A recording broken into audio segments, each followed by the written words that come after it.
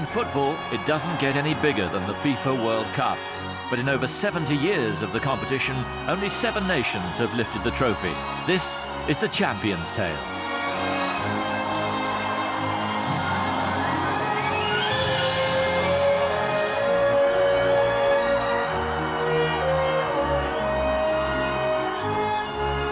The man who began the quest for football's ultimate prize was FIFA's third president, Frenchman Jules Rimet. FIFA had long considered the idea of a true world championship of football, and under Rimet's presidency, the idea came to fruition.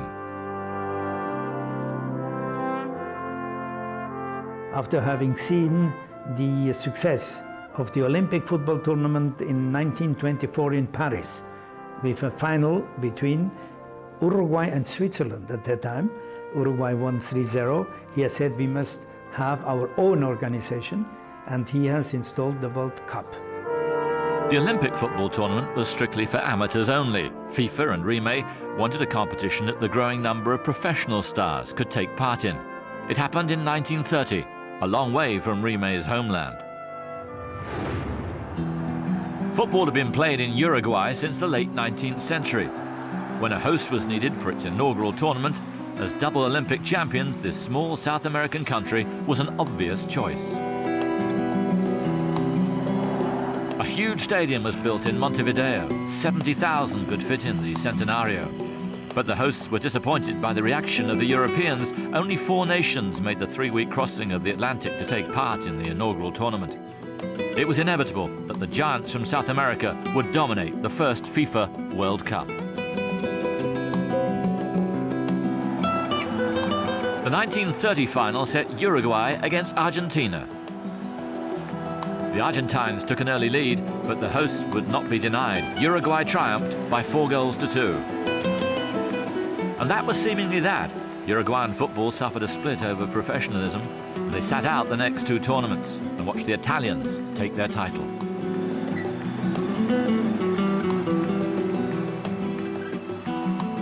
But in 1950, they were back. With Europe still recovering from war, it was Brazil who hosted the tournament. Like Uruguay, the Brazilians built a new stadium, except theirs was the awesome Maracanã. With a capacity of some 200,000, it's still the largest ever built. Unusually, this competition was decided on a league basis. Brazil went into the deciding game, just needing a draw to lift the trophy. Only Uruguay, fielding the likes of a late great Juan Alberto Schiaffino, could stop them. Brazil weren't as good as people were saying. People said they would score I don't know how many goals. It was in all the newspapers. But we went into this game relaxed, and we thought, okay, let's see if our plan works or not. Despite going a goal down, Uruguay emerged 2-1 victors, enough to give them their second FIFA World Cup. Disaster for the hosts, but their time would soon come.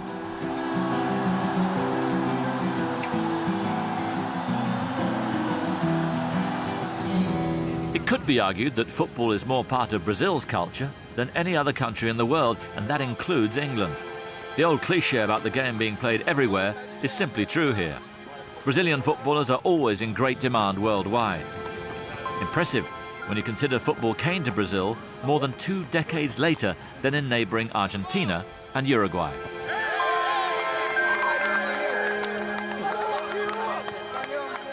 The pioneer of football in Brazil was one Charles Miller. Born in Sao Paulo to British parents, he was educated in England, where he played for Southampton. He returned to Brazil and in 1902 helped to establish the first league in his hometown. Nowadays, Brazil is for many where football's drum beats loudest, synonymous with skill, flair, and unprecedented FIFA World Cup success.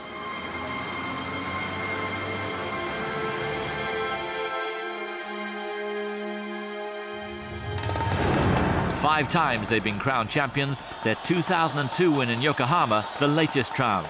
Brazil emerged 2-0 victors over Germany. After his heartbreaker France '98, one man in particular had plenty to celebrate.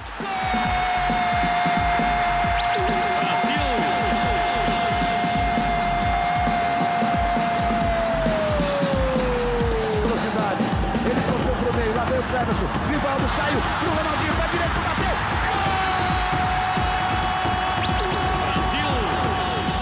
Muito feliz, muito feliz e I felt aliviado. very happy and very relieved too. Entalado na garganta aquela derrota para a França. That defeat at France '98 still sticks in my throat. Então, depois, 4 anos depois, 4 years later on, final, another final, pressão, and there was huge peso pressure na on me. cabeça de que mais uma final não podemos We just perder. couldn't lose this one. Graças a Deus deu tudo certo. And jogamos, thank tudo God bem, everything went all final. right. I scored 2 goals in the final, and I was so relieved. Bom, agora é pensar em 2006. The debate will go on as long as football exists as to who've been the best teams to have ever graced the field of play. Perhaps a case could be made for Brazil's 2002 FIFA World Cup winners.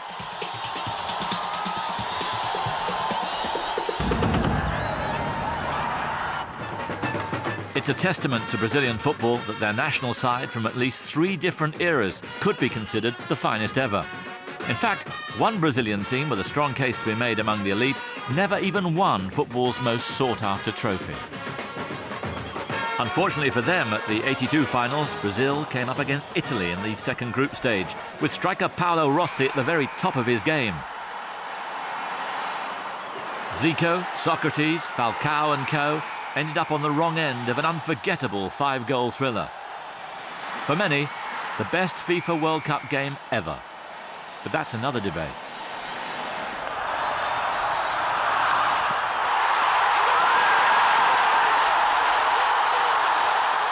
The Italians deservedly went on to win the tournament for the first time since 1938. In doing so, they'd beaten the very best the world had to offer at that time.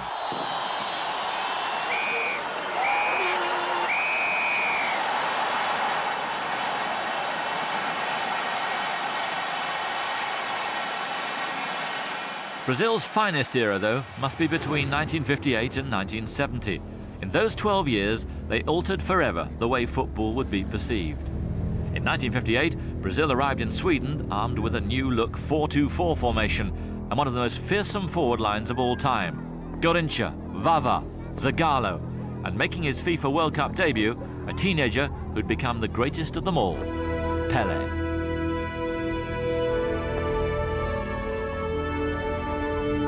Their path to the final was smooth enough. By the semis, Brazil were looking strong, overwhelming a decent France side 5-2. They went on to meet Sweden in the final. 8 years before, Brazil had been the defeated host nation. Now it was time for them to turn the tables. As in the previous round, it finished 5-2 to Brazil. Pelé scored twice. At 17, this football prodigy was already a world beater.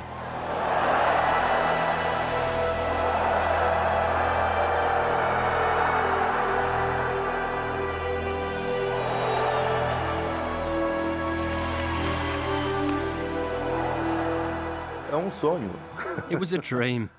It was like I was dreaming. I didn't know exactly what was going on, because it was the biggest thing that could have happened to me.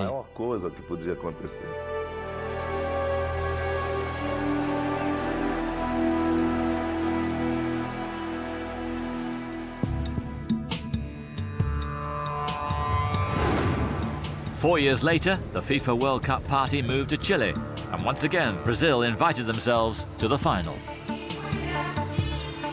After beating the hosts 4-2 in the semis, they lined up against Czechoslovakia at the Stadio Nacional in Santiago. Despite missing Pelé through injury, Brazil were as enterprising and attack-minded as they'd been in Sweden. Their 3-1 victory in the final meant they were now level with Italy and Uruguay, who'd each also lifted the FIFA World Cup twice.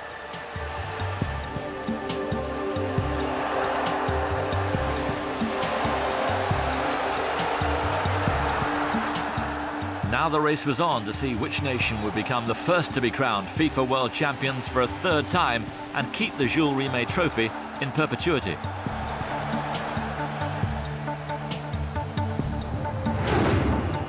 Appropriately enough, when Brazil took the field at the Azteca Stadium in Mexico City for the 1970 final, their opponents were Italy.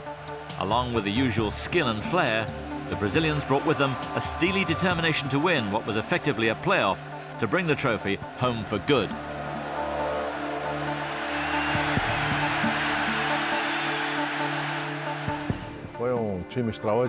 It was an amazing team, with extraordinary players. But above all, we had the best player in the world, Pelé. He wanted to win this World Cup at any cost.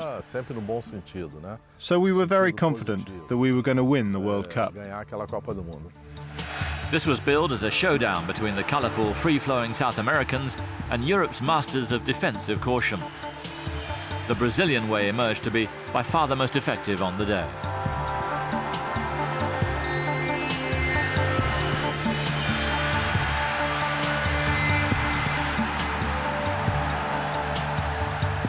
Captain Carlos Alberto rounded off a stunning 4-1 victory with an unforgettable goal.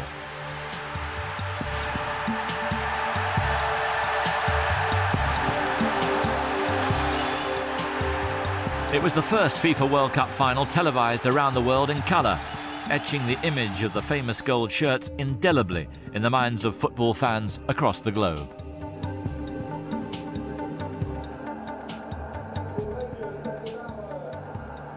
The fact that I had a chance to play in an amazing team, a team that is considered the best team of all time. I had the chance to be captain of that team. I had the opportunity to score a goal in the final. Even today, people remember that. Also, as captain of the team, I had the privilege to receive, in the name of my country, Brazil, in the name of the Brazilian people, and in the name of Brazilian football, a trophy that at that moment defined Brazilian football. With the Jules Rimet trophy heading back to Brazil for good, a new symbol of FIFA World Cup success was now required.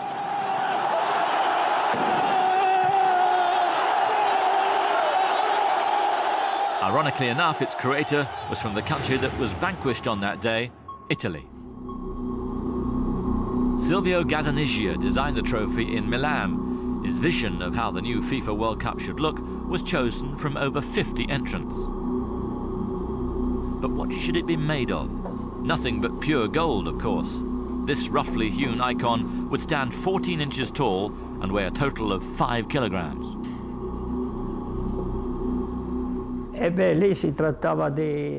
Well, what I tried to do was give it a sense of the power of the sport.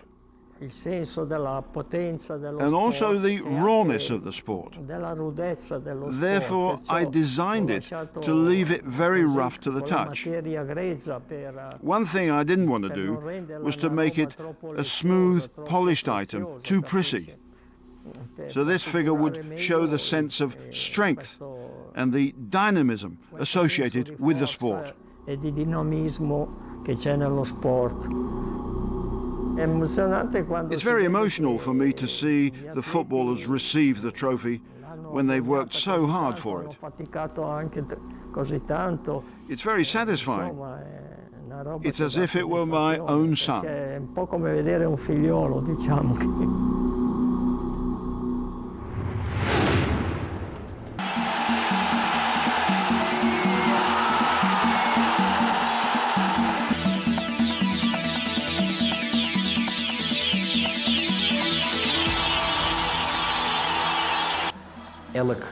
People loved our football, our way of doing things. All things considered, I've left behind something that is many times greater than a medal. And of course, we really wanted to win it. There's no doubt about that. But I would not be able to choose between what happened and winning. I was the first captain who received this cup. I said to Carlos Alberto, captain of the winning Brazil side in 1970, "Carlos, you were holding the old trophy." So I was the first captain to receive the new trophy.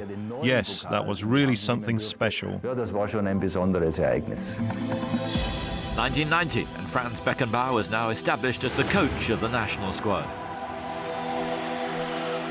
4 years previously, he led a West German team to the final in Mexico City, only to face Argentina and Maradona in unstoppable form.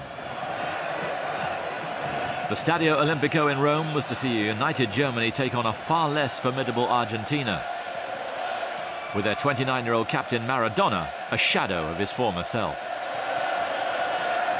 German captain Lothar Matthäus, on the other hand, had impressed throughout the tournament. Despite a tough semi-final against England, Germany looked the stronger of the two sides. It was a less than spectacular final, which looked to be heading for extra time, until Argentina conceded a penalty in the 84th minute. Up stepped Andy Bremer. My first reaction was to find out whether I was to take the penalty or Lothar Matthäus. It was a question of who was feeling more confident at the time. Lothar wasn't feeling that confident, so I took it. The worst thing about it was having to wait several minutes before I could take the penalty, because the Argentinians were objecting very strongly to it. It was awful having to wait 5 minutes before taking the penalty kick. You start to get very nervous. Having said that, I managed it fairly well in the end.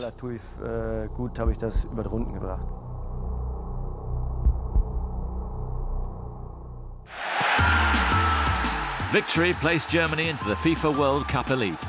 They were one of only 3 nations, along with Brazil and Italy, to lift the trophy 3 times or more.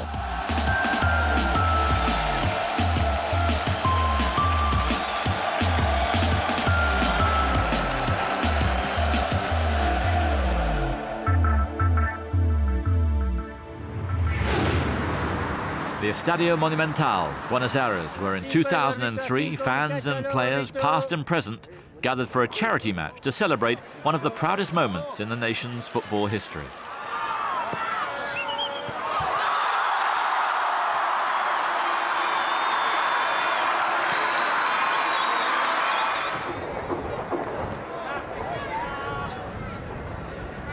It was here, on the 25th of June 1978, in front of 70,000 fans, that Argentina, coached by Cesar Luis Menotti, finally cemented their place amongst the world's greats. Their opponents were Holland, who'd made it to a second successive final. The Dutch, without Cruyff, who'd retired from international football, went down 3-1 to the Argentines after extra time. Argentina, with one of the world's oldest professional leagues, were at last FIFA World Champions. There was an outpouring of great national pride. It was a victory not only for those who played, but for every Argentine.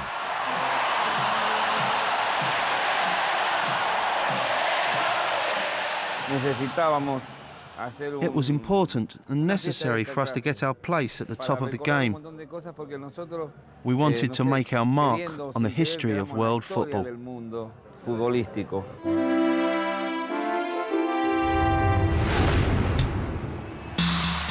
Maradona turns like a little eel and comes away from trouble. Little squat man comes inside Butcher, leaves him for dead. Outside Fennick leaves him for dead and puts the ball away. And that is why Maradona's the greatest player in the world. He buried the English defence. He picked up that ball 40 yards out. If 78 was about the collective victory of a whole nation, Mexico 86 most definitely belonged to one man. He'd struggled in Spain 4 years earlier, but now at 25, Diego Maradona was in his prime as he led his side to the final against West Germany. Yes, Diego Maradona. It's right to say it was his World Cup. He was at that time the best player by far. This was also my worry that we would not be able to stop Maradona because he was simply too good. Beckenbauer's side might have succeeded in stopping Maradona. He failed to score in the final. But unfortunately for the Germans, the rest of the Argentina side was firing on all cylinders. It finished 3-2 to the South Americans.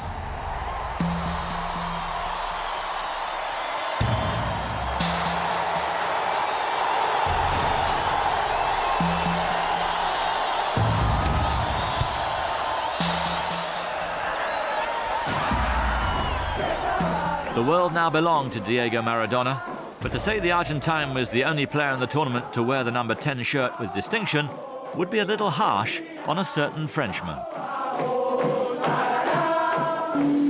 Michel Platini captained a wonderful French squad through semi-final heartbreak in both the 1982 and 86 FIFA World Cups, but he did have the distinction of leading France to European Championship glory in 1984. At club level, he won the European Cup with Juventus and was 3 times the Italian league's top scorer.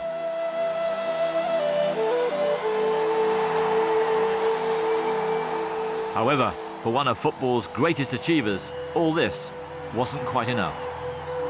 I would say that France has practically created all competitions. It's created all institutions and all competitions in Europe and throughout the world. What is sad is that we haven't won that much down the years, although we have created and organised the competitions. That's not to say that before Platini, France had made no impact on this great tournament. In 1958, Just Fontaine scored an incredible 13 goals as France made it through to the semi-finals. It's a FIFA World Cup record that may never be broken.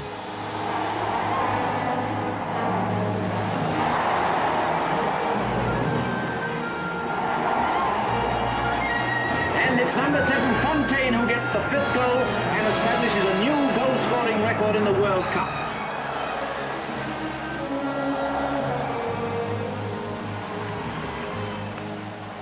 Records are one thing, to lift the greatest prize in football is quite another. In 1998 at the Stade de France in Paris, some 68 years after Jules Rimet founded the tournament, France at last took their chance to get their hands on the Coupe du Monde.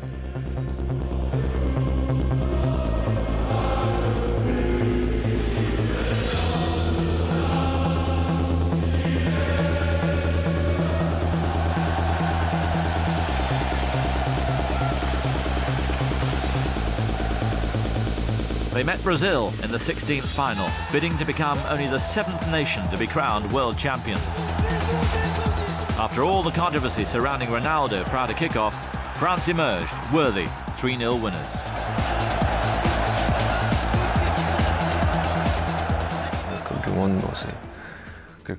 The World Cup was something magical for us. To win the World Cup in France, in front of our own people, in front of our friends, you couldn't wish for anything better. At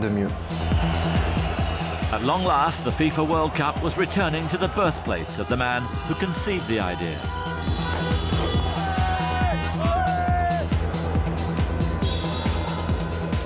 Monsieur Rimet would have been a very proud man indeed.